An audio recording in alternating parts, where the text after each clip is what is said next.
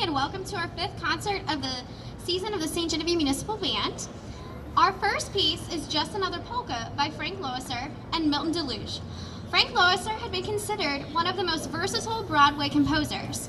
His 5 musical theater contributions include Where's Charlie, Guys and Dolls, The Most Happy Fellows, Green Willow, and How to Succeed in a Business Without Really Trying. He also supplied lyrics to the music of such greats as Jewel Stein, Hoagie Carmichael, Burton Lane, and Arthur Schwartz, to name a few. He penned standards such as On a Slow Boat to China, Two Sleepy People, Heart and Soul, I Don't Want to Walk Without You, Spring Will Be a Little Late This Year, See What the Boys in the Back Room Will Have, They're Either Too Young or Too Old, and his 1948 Academy Award winner, Baby It's Cold Outside. Born in New York in 1910, Loesser never studied music, although his father was a distinguished German-born classical piano teacher, and his brother Arthur was a renowned concert pianist, musicologist, and music critic. He did not have an interest in classical music, but was interested in pop, which his father disdained. He turned to the harmonica and piano in his teens. He dropped out of school during the Great Depression and took up a variety of jobs. He started composing lyrics in 1931 and made a career of music composition and theater. This piece was composed in 1953 in the later portion of his career. Please enjoy Just Another Polka.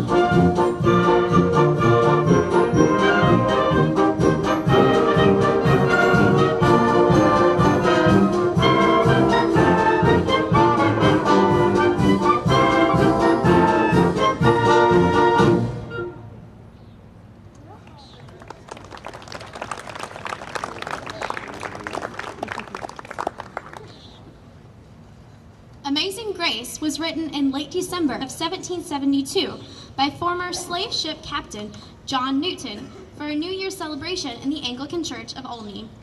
Newton had a gift for scripture memory until his mother died. It was based on 1 Chronicles 17, Whom am I that thou hast brought me here? Which was the verse brought to mind when Newton reflected upon his life's transformation from slave ship captain to devout Anglican priest. The verses of the song were each based upon different moments in his life. During his slave trade years, Newton was actually enslaved off the coast of Sierra Leone, and his freedom inspired the verse that saved a wretch like me. His ship, the Greyhound, nearly sank on March 21st, 1784. He watched his crewmates get swept overboard and attempted to steer the ship to safety amidst the peril. Newton prayed for God's mercy and captured his gratitude in the line, "And grace my fears relieved." Returned from sea at the age of 29, he learned Hebrew and Greek, befriended George Whitefield and John Wesley, started preaching, and eventually was ordained an Anglican priest in Olney. He wrote in a journal, "I usually make a hymn weekly, and sometimes it costs me so much thought and study that I hardly do anything else." His letters up to that point were published in a book so popular that it went through many editions and was translated into French, German, and Dutch. Many dangerous toils and snares I have already come, summed up his life. Newton renounced slavery and worked to abolish it. He published Thoughts on African Slave Trade 19 years before his death. Upon his deathbed, Newton uttered his famous declaration, "My memory is nearly gone, but I remember two things, that I am a great sinner and Christ is my Savior." When brought to America, the tune of Amazing Grace changed. The current tune is either a tune used by slaves in the American South or a tune brought across from Scotland. Amazing Grace has since been sung during momentous occasions in history during which people yearned for hope and salvation. It was sung during the civil rights movements and before Martin Luther King Jr.'s I Dreamed a Dream speech. It was also sung in South Africa upon Nelson Mandela's freedom from prison and in Germany when the Berlin Wall fell, as well as after the 9/11 tragedy. I invite you to sing along or hum as we perform Amazing Grace, as arranged by Dan Rager.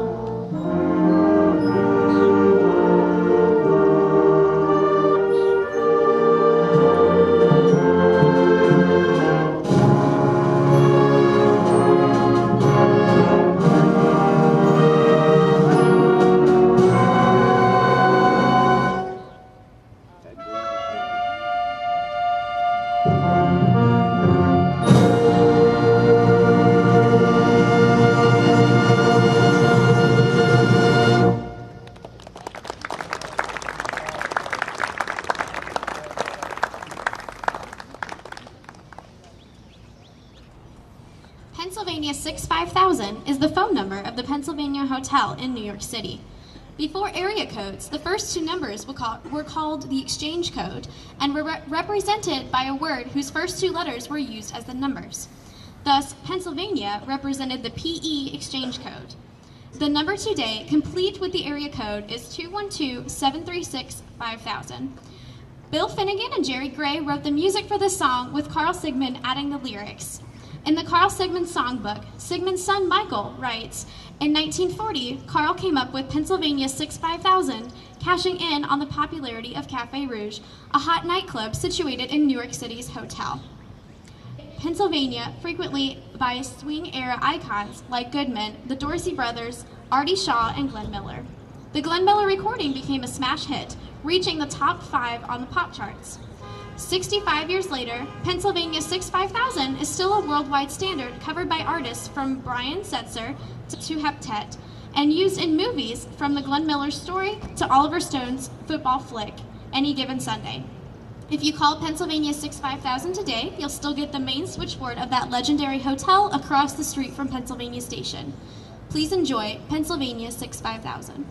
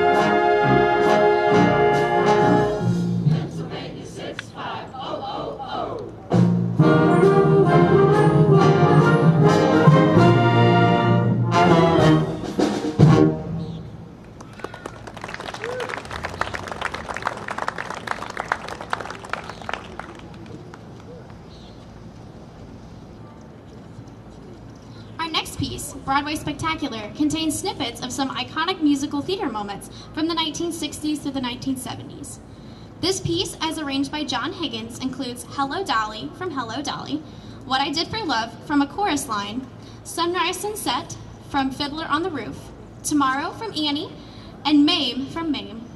In Hello Dolly, the lead character Dolly Levi Gallagher is heartily welcomed into the most expensive restaurant in New York. What I Did for Love speaks of unrepentant, passion-driven motivations. The best-known ballad from Fiddler on the Roof is Sunrise Sunset, during which lead character TV is nostalgic about the impending wedding of his daughter and his memories of her seemingly recent childhood. Tomorrow is an optimistic song of the runaway orphan Annie, which she sings to her new friend Sandy, the dog. Lastly, Mame portrays a character who embodied the bohemian way of thinking during the Great Depression. Mame Dennis, whose famous motto was, "Life is a banquet, and most poor sons are starving to death." This piece combines some of the most powerful and contrasting emotions in their decade, and with all the flair associated with Broadway productions. Please enjoy Broadway Spectacular.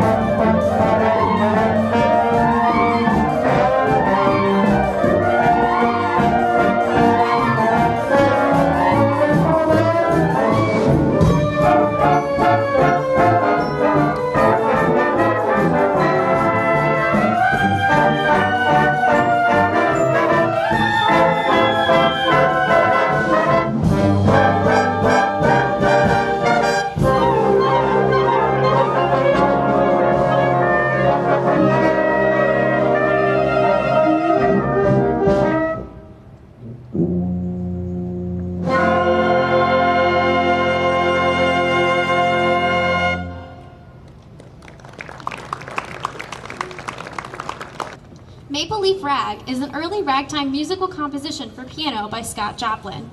It was one of Joplin's early works and is one of the most famous of all ragtime pieces. It became the model for ragtime compositions by subsequent composers. As a result, Joplin was called the King of Ragtime.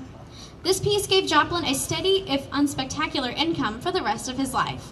Despite ragtime's decline after Joplin's death in 1917, the Maple Leaf Rag continued to be recorded by many well-known artists. The ragtime revival of the 1970s brought it back to mainstream public notice once again.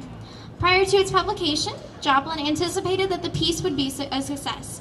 He told Arthur Marshall that the Maple Leaf Rag will make me the king of ragtime composers. Of course it did. Please enjoy this familiar favorite, Maple Leaf Rag.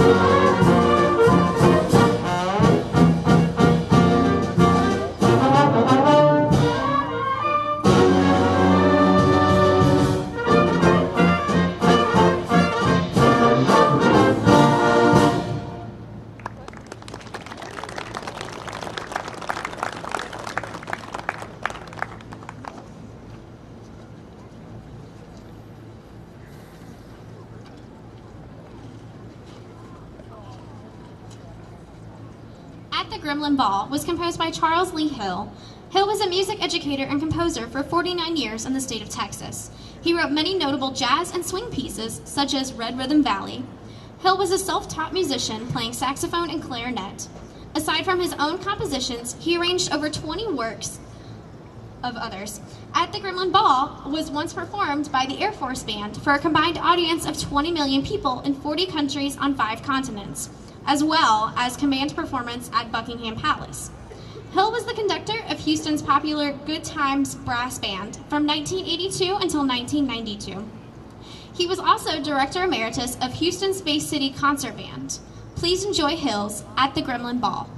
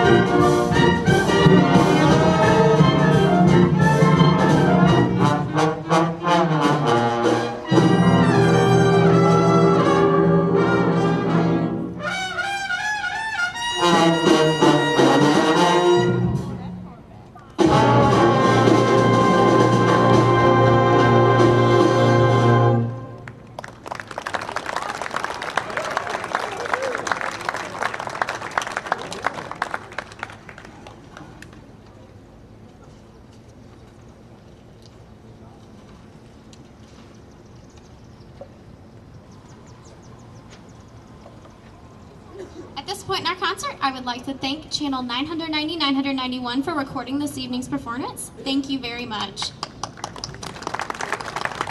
I would also like to thank the setup crew for preparing tonight's set. Let's also give them a round, please. They do a really good job. Our next piece is Blue Tango, an instrumental composition by Leroy Anderson. It was later turned into a popular song with lyrics by Mitchell Parrish. An instrumental version of Blue Tango recorded by Anderson reached #1 on the Billboard charts in 1952. Although this Anderson piece doesn't give music to everyday objects, such as in his pieces like the syncopated clock or the typewriter, it is still an animated piece that lets the imaginative listener picture a couple tangoing across the stage. Please enjoy this piece, Blue Tango.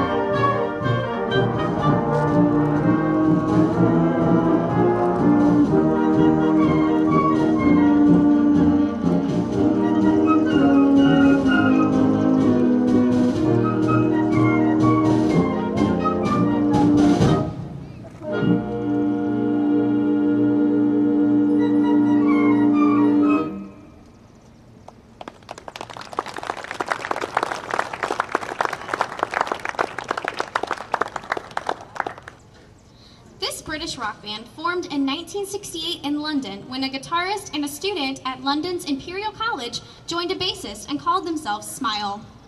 This name did not last very long, though.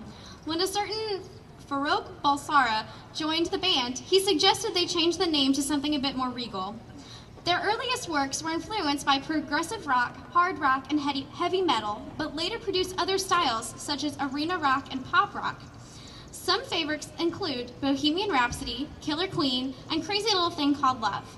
According to the 2005 Guinness Book of World Records, their music spent a total of 1,322 weeks on the UK album charts. Over the course of 47 years, the band has seen about 26 members and guest artists on some of their major works. This arrangement by Paul Murtha, which you're about to hear, contains a number of favorites, including Another One Bites the Dust, We Are the Champions, and We Will Rock You. Please enjoy the best of Queen, or as Mr. Mooney once called it, the mediocre of Queen.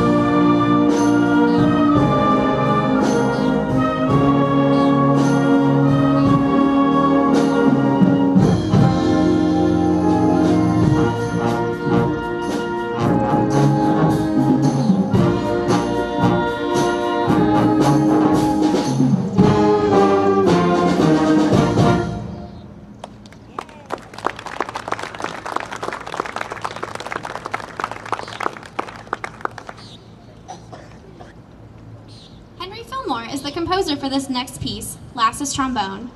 Born in Cincinnati, Ohio, James Henry Fillmore Jr. was the eldest of 5 children.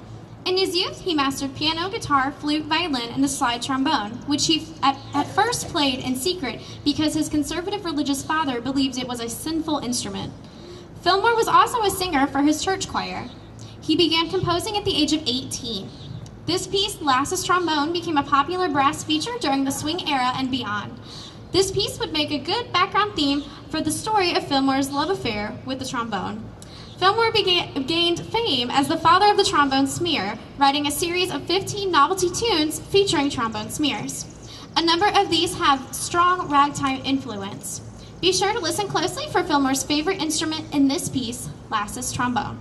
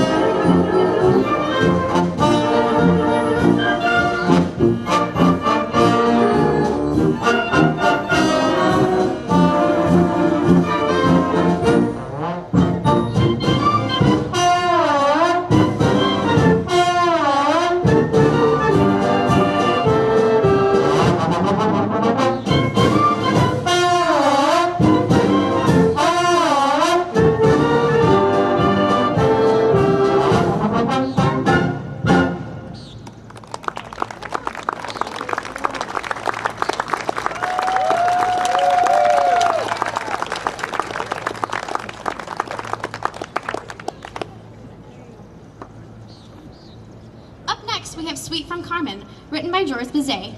Carmen was a French opera comique that premiered in Paris in 1875, but its opening run was denounced by the majority of critics. It was almost shut down after its fourth or fifth performance, and although this was avoided, ultimately having 48 performances in its first run, it did little to bolster sagging receipts at the opera comique. Near the end of this run, the theater was giving away tickets in order to stimulate attendance. Composer Bizet died of a heart attack at age 36, never knowing how popular Carmen would become. In October 1875, it was produced in Vienna to critical and popular success, which began its path to worldwide popularity. The story of Carmen is set in Seville, Spain, around 1820, and is about Carmen, a beautiful gypsy with a fiery temper. Very open with her love, she woos the Corporal Don Jose with an inexperienced soldier. Their relationship gains to his rejection of his former love, mutiny against his superior, and joining a gang of smugglers. When Carmen turns from him and falls in love with a bullfighter, the corporal's jealousy leads him to murder her. Please enjoy the Spanish romance tunes of this suite from Carmen.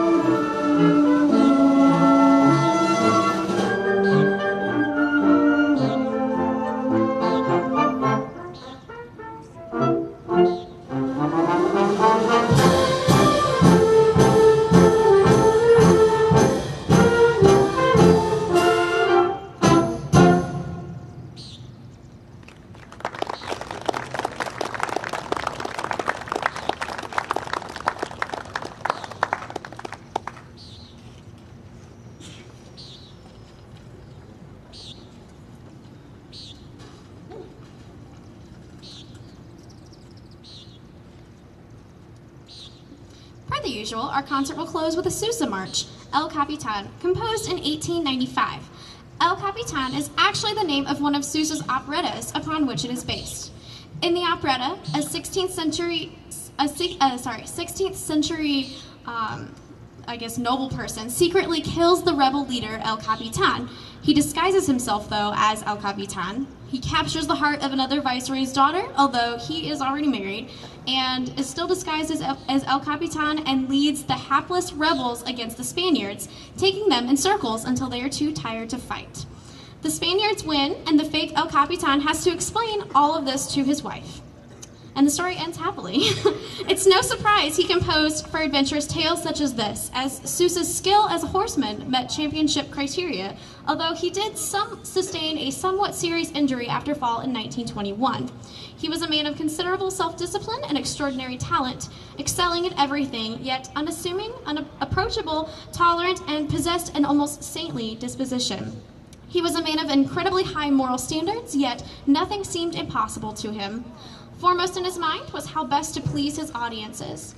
Sousa was also a cheese connoisseur. But we are here to hear what he was best known for, his marches. I hope you enjoy El Capitan.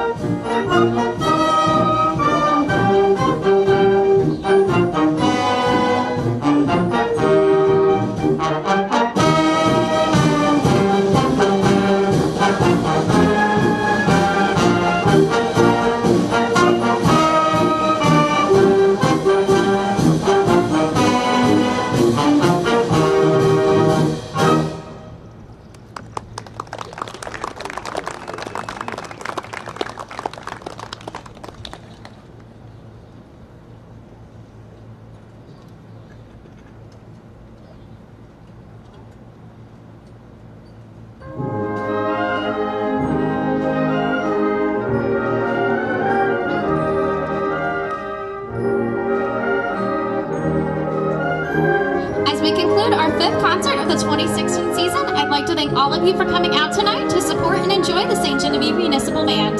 Let's give them all a round of applause, please. I'd also like to thank Channel 990, 991 for filming tonight's performance again, and to our setup crew for all the work they do, and also a special thank you to Mr. Paul Hinman and Mr. Shane Burgess for stepping up to the podium in Mr. Mooney's absence. Let's give them a hand. And if you enjoy our performances or even have song suggestions, always be sure to let Mr. Mooney or any of us know, and please come out again next Thursday for the 6th concert of the season. Thank you all very much.